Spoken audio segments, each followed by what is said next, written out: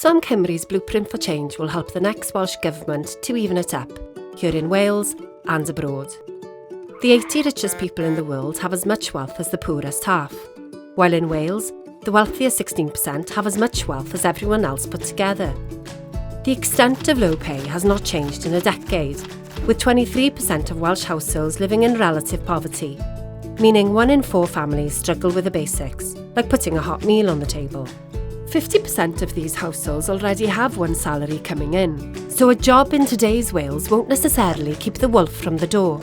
That's why we need a brand new Deputy Minister role, with sole responsibility for tackling economic inequality and poverty, who will make Wales a living wage nation and get Welsh workers the pay they deserve.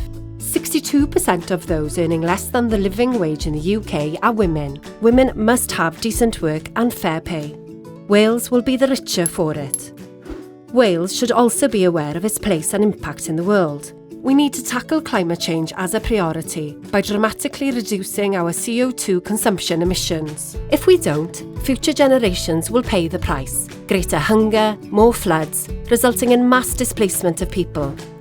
There are more refugees in the world today than at the end of World War II. From Syria alone, 4 million seek refuge.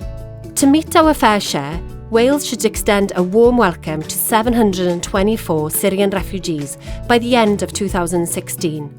Let's become the first nation of sanctuary. Let's even it up. To learn more about Oxfam Cymru's Blueprint for Change, visit oxfam.org.uk/Cymru and follow us on social media.